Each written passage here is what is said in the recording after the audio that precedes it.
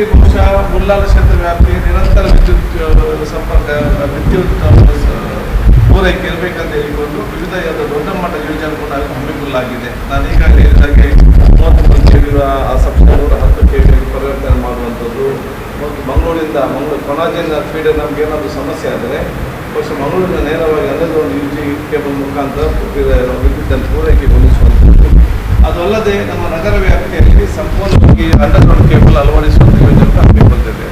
ನಮ್ಮ ಉದ್ದೇಶ ಮುಂದಿನ 30-35 ವರ್ಷದವರೆಗೆ ಯಾವುದೇ ವಿದ್ಯುತ್ ಕೊರತೆ ಈ ಕ್ಷೇತ್ರದಲ್ಲಿ ಯಾವ ಅಭಿವೃದ್ಧಿ ಆದರೂ ಕೂಡ ವಿದ್ಯುತ್ನ ಕೊರತೆ ಆಗಬಾರ್ದು. ಸೂಕ್ತವಾದ ವ್ಯವಸ್ಥೆ ಇರಬೇಕು. ಜನಸಾಮಾನ್ಯರಿಗೆ ಬೇಕಾಗುವ ಒಂದು ಇನ್ಫ್ರಾಸ್ಟ್ರಕ್ಚರ್ ರೆಡಿ ಮಾಡೋದೇ ನಮ್ಮ ಜವಾಬ್ದಾರಿ. ಅದಕ್ಕೆ ನಾವು ಪ್ರಾರಂಭ ಮಾಡಿದ್ದೇವೆ ಹಂತವಾಗಿ. ಇವತ್ತು ನಾವು MD ಅವರಿದ್ದಾರೆ, DT ಅವರಿದ್ದಾರೆ, ಚೀಫ್ ಇಂಜಿನಿಯರ್ ಇದ್ದಾರೆ, AW ಇದ್ದಾರೆ, ಎಕ್ಸಿಕ್ಯೂಟಿವ್ ಇಂಜಿನಿಯರ್ ಎಲ್ಲ ನಮ್ಮ ಅಧಿಕಾರಿಗಳು ಎಲ್ಲ ಮತ್ತು ಲೈನ್ಮನ್ ಹಿಡಿದು ಸಿಬ್ಬಂದಿ ಮತ್ತು ದೊಡ್ಡ ಮಟ್ಟದ ಎಲ್ಲ ಅಧಿಕಾರಿ ಕೂಡ ನಾನು ನನ್ನ ಕ್ಷೇತ್ರ ಜನರವರು ಅಭಿನಂದಿಸಿ ಉತ್ತಮವಾದ ಕೆಲಸ ಮಾಡಿ ಅಂತ ಶುಭಾಶಯ ಸಲ್ಲಿಸ್ತೇನೆ.